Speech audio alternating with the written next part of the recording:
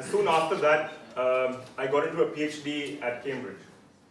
Now, a PhD stands for Doctor of Philosophy. But it doesn't necessarily have anything to do with being a medical doctor. It also doesn't necessarily have anything to do with philosophy. But what it does entail is 3 or 4 years of work where you're making an original contribution to knowledge. So this could be, for instance, trying to fill a gap in the knowledge. So for those of you who are interested in history, we all know about the Indus Valley civilization.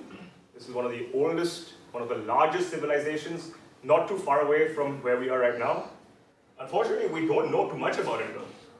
And that's because even though we found scriptures from the civilization, there's a lot of text, we can't understand the language. So one of a potential PhD project might be to try and understand the language of those texts so that we can really understand and get more information about the civilization. So that's one sort of PhD where you're filling in a gap in knowledge. PhDs can also be about trying to identify solutions to problems in the world.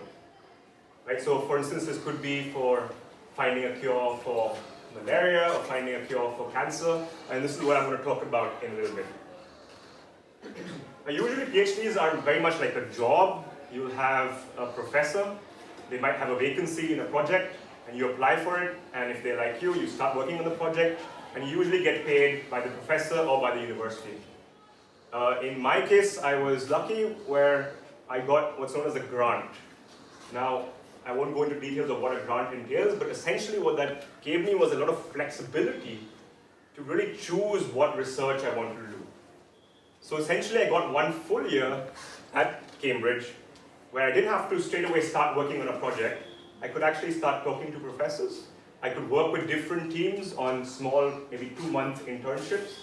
I could use that time to try and find out, what are the problems that I'm interested in? What are the problems I would like to solve?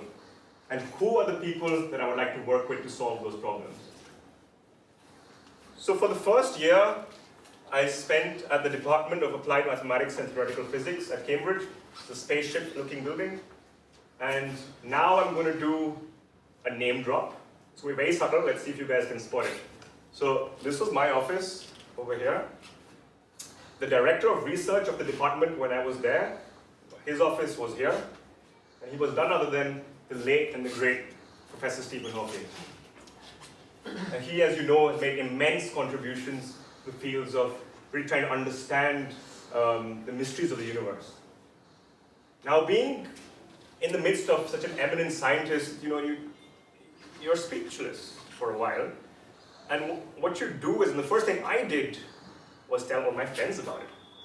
But after that, you get really inspired because, I realized I was there for a year where I really had this chance where I could really try and identify new things to do, identify new problems.